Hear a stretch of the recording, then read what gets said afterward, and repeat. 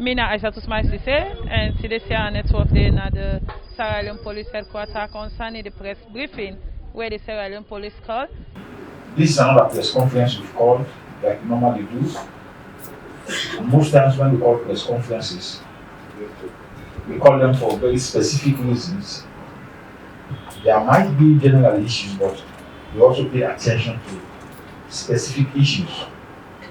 And so therefore, you are all welcome to this meeting, to this presser, and we are hopeful that it is going to be conducted well. And so in our midst, for this afternoon, we have a galaxy of senior police officers, very senior police officers. We have AIGs, we have regional commanders, directors, and so on and so forth, and even the chief executive. So for the purposes of introduction, we have Dr. Muhammad Ibrahim Jalal, who is the Director of Medical Services.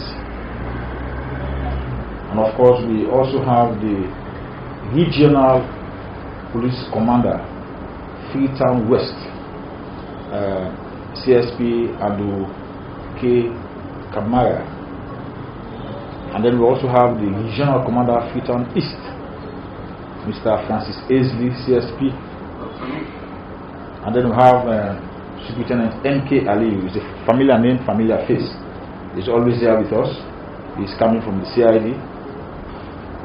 And then we have the Director of Crime Services, the man who is managing crime countrywide. It's AIG Muhammad Abu Ganajar. Thank you. Good afternoon and welcome to PHQ. And of course, we have my deputy, who is ASP Samuel Sayun Conte.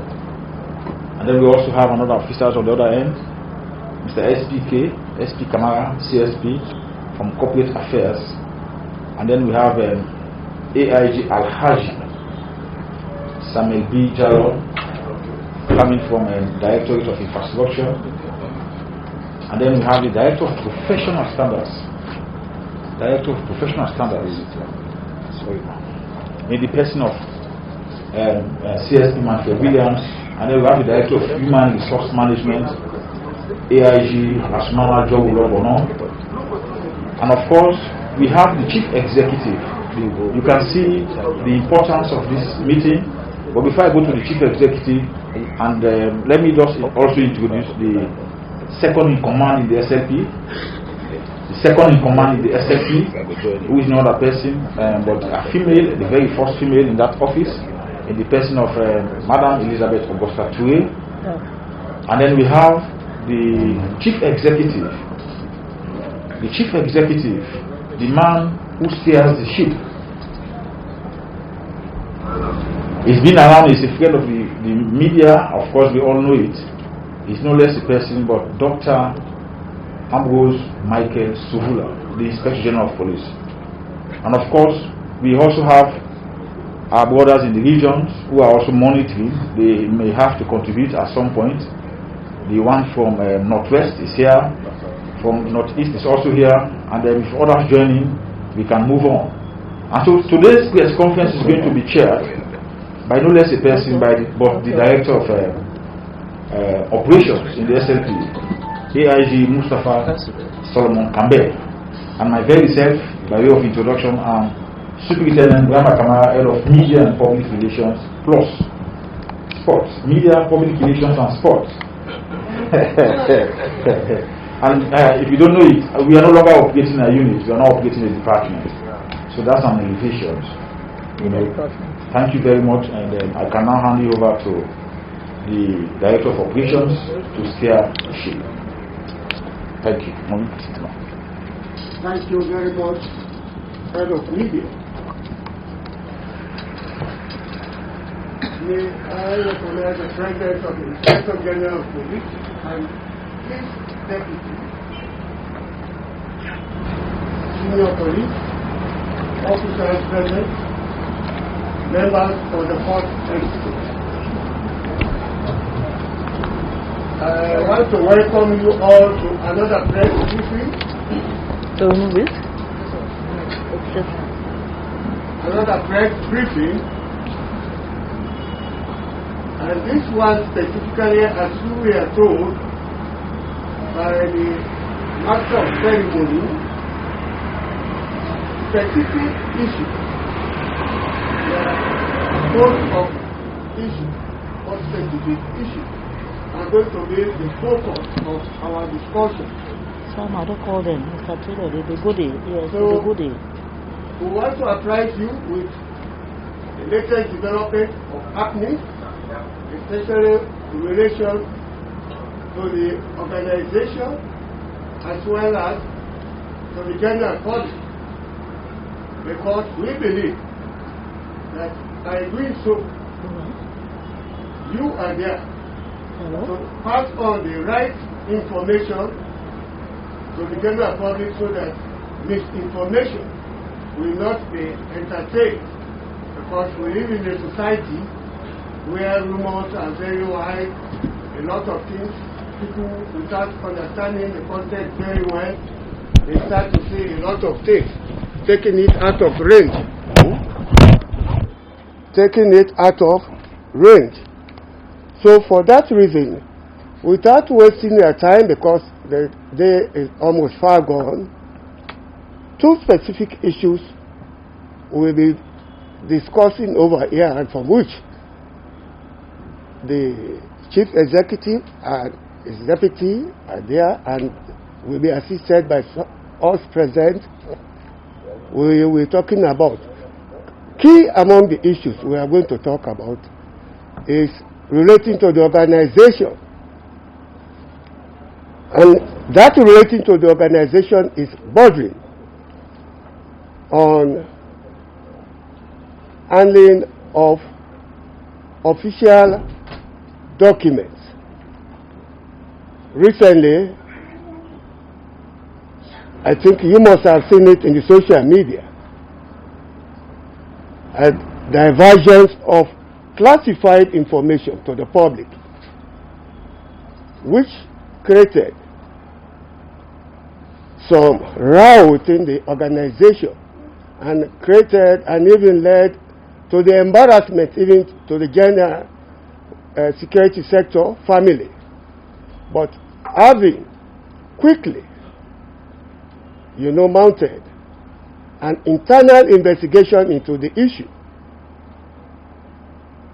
collectively with the Complaint Discipline and Internal Investigation Department,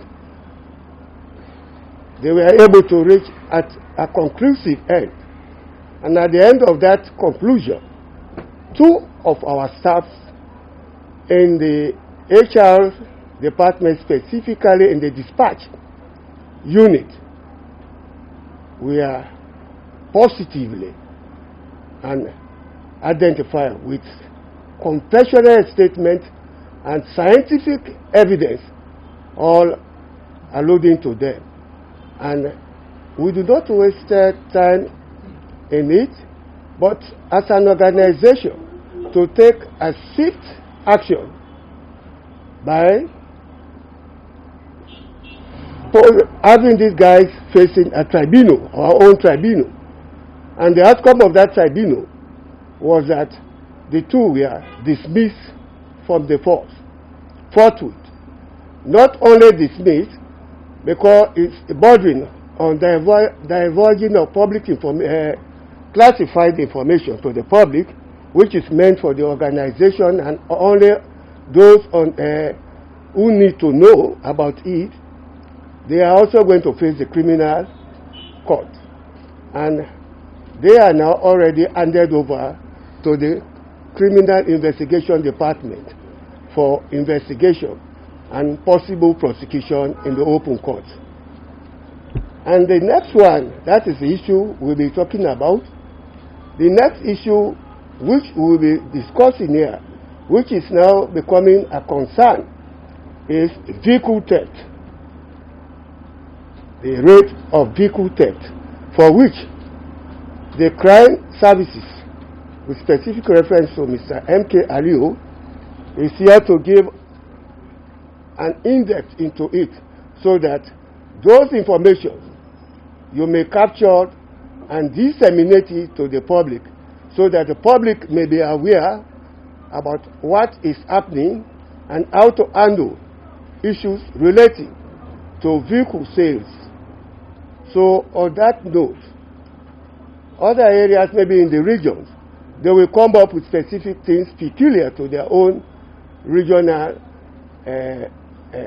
areas.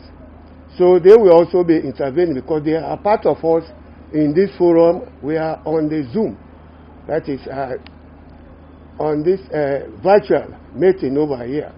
So they too may be contributing from their own end, so that at the end of the day, you will have a whole range of information going around within the organization. So on that note, I want to call on the head of the Director of Professional Standards to give us detail about what the investigation he did and the outcome.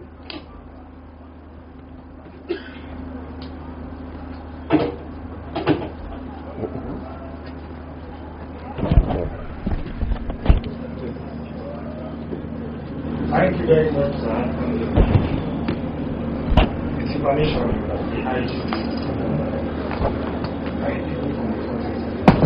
Actually, on that Friday, it was surprising to note that a document, a classified document, that was meant for the IGP's office, has not even reached the table of the IGP, but it was seen on social media. It creates a serious embarrassment for the organization. We went straight into action and instituted an investigation.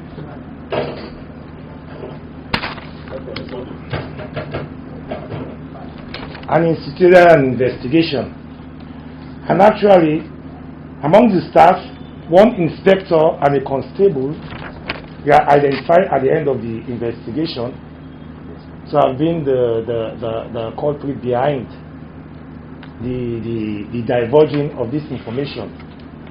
At the conclusion of the investigation, we indict them with 7 and 4 counts, disciplinary counts respectively,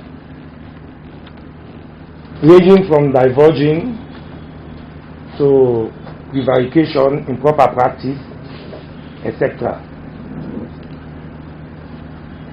And during the hearing, we were brought before the disciplinary court, like the first speaker earlier said.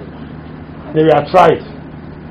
Several witnesses give testimony in the court, and even the scientific department also give testimony as to their scientific findings, and they were found guilty. The presiding officer handed down a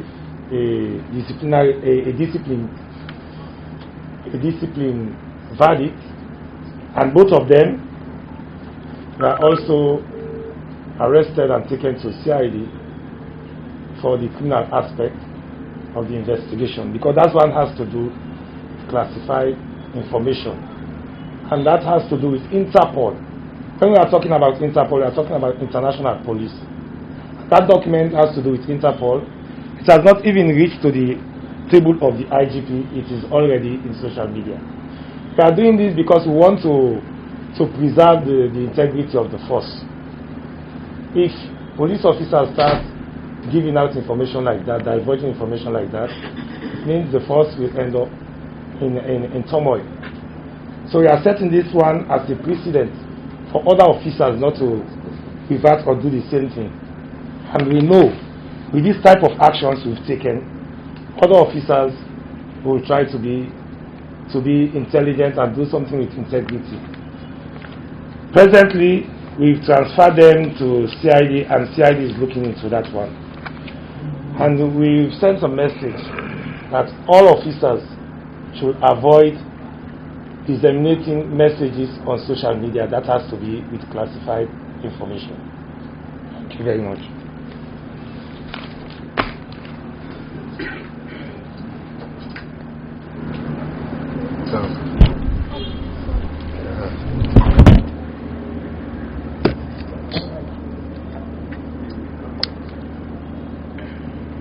Thank you, Director of Professional Standards. Ladies and gentlemen, you have heard from me But before we will go into directing questions to him, probably for time management, I would want also you people to be intimated from the crime angle by Mr. M.K. Aliyu about vehicle theft.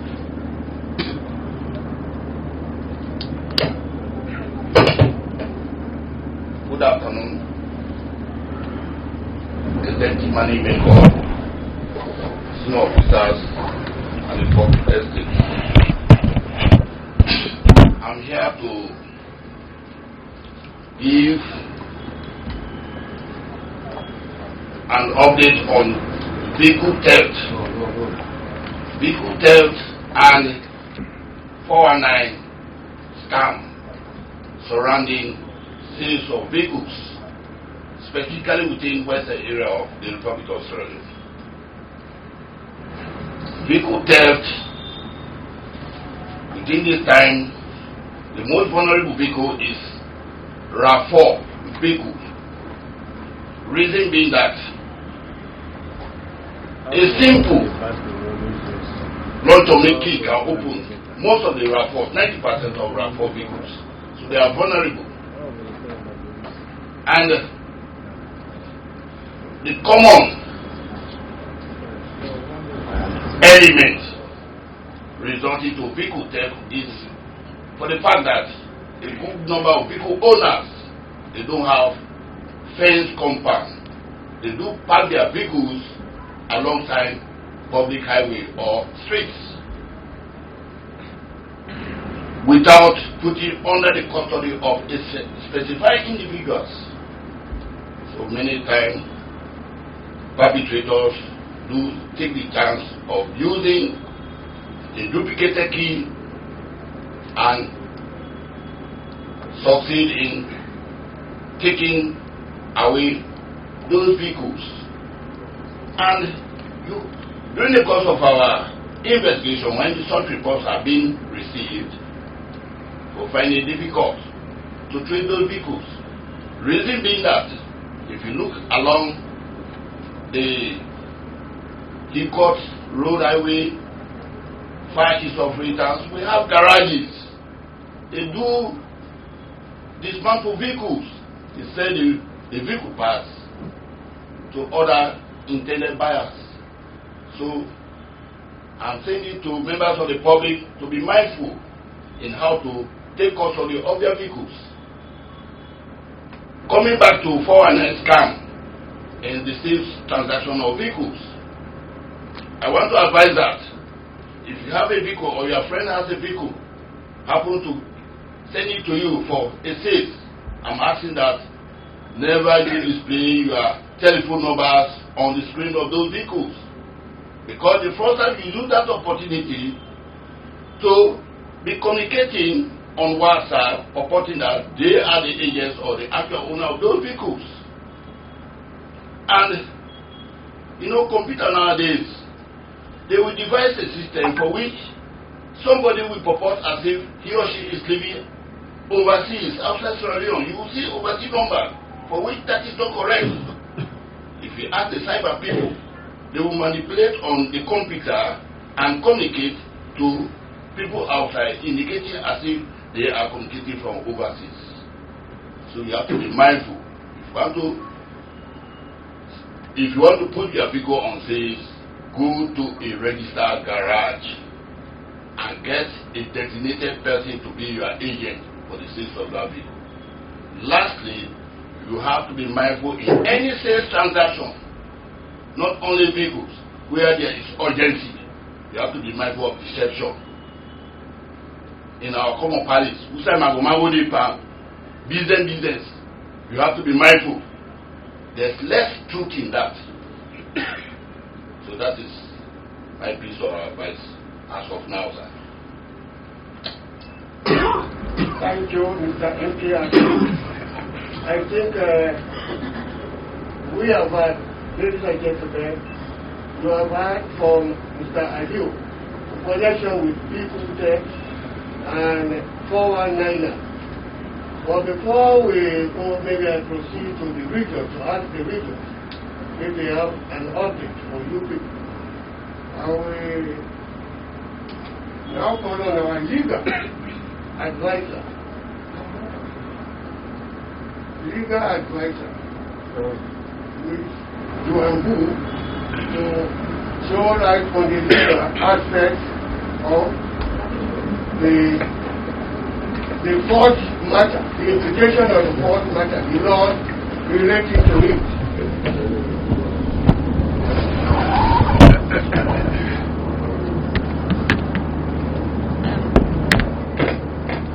Good afternoon, everybody. I'm the Detective Assistant Superintendent of Police, and I'm the legal advisor at the Criminal Investigations Department. I'm also a senior state prosecutor. I was here when the director was helping us to understand the implications for information leaks or divulging of information. Every institution has its own policy and has its own way of handling information leaks. And we know that the confidentiality of information in every institution is taken as an utmost priority. And every institution has its own policies to safeguard those information in its institution. So I believe that was what was handled by our director here, and he has given you the legal implications for the institution. And also, now the matter has been sent to the Criminal Investigations Department. I also serve as the legal advisor at the Criminal Investigations Department. And as I said earlier on, because the state itself considers the confidentiality of its documents of utmost priority, the state has created an offense for information leak or divulging of information. And basically because of the embarrassment it will create to the state and the embarrassment it will create to the institution. And I believe we've all got the foundation of exactly what happened. What we're doing is to direct the conduct of investigation in that particular line.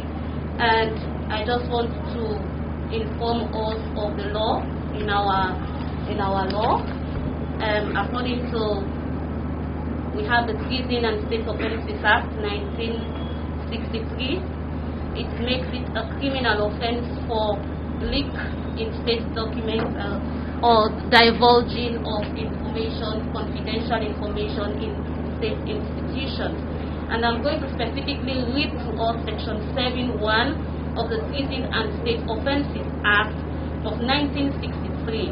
It states, and I read, if any person having in his possession or control any secret official code word or password or any sketch, plan, model, article, note, document, or information which relates to or is used in a prohibited place, or anything in such a place, or which has been made or obtained in contravention of this act, or which has been entrusted in confidence to him by any person holding an office established by the Constitution, or a public office of which he has obtained, or to which he has had access to, owing to his position as a person who holds or has held any such office as aforesaid, or as a person who holds or who has held a contract made on behalf of the government,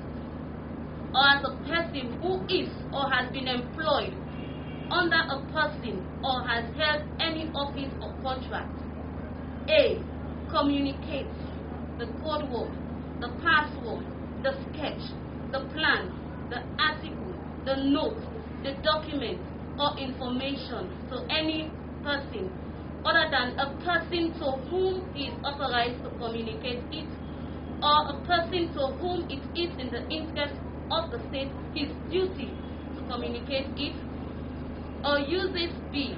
the information in his possession for the benefit of any external power or in any other manner prejudicial to the safety or interest of the state, or retains the sketch, the model, the article, note, or document in his possession or control when he has no right to retain it, or when it is contrary to its duty to retain it, or fails to comply with all directions issued by a lawful authority with regards to the return or disposal thereof, or fails to take any reasonable care of, or so conduct himself as to endanger the state of the sketch, the plan, the model, the article, the note, the document, the secret official code or password or information, shall be guilty of an offense. And that is exactly what the Criminal Investigations Department is investigating. As we all know, the police is a state institution, and documents, of course, the director has already informed you the type of document that was leaked, that was divulged, the state document. So that is what we, as according to the act that gives us the mandate to conduct an investigation or criminal investigation, that is what, ladies and gentlemen, that is what we will be investigating at the Criminal Investigations Department.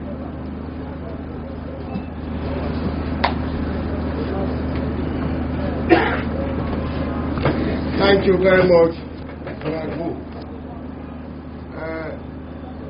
We have been clear, all of us have been made clear about the implications this act done by our service personnel entails. So at least to have a clear section about it, especially as I started saying, initially the public will have different things to say, trying to brand it in different ways. This is the reason they are going through at this length, but we know it is a very serious matter. So we have not stopped to entertain reoccurrence of such events again in the force. That's why we are taking this prompt and bold step to take this line of action against the defaulters. Now, the Director of Crime Services. Okay. Well, can I ask the regions? Regional commanders, northwest, northeast, south, and east. Are you online?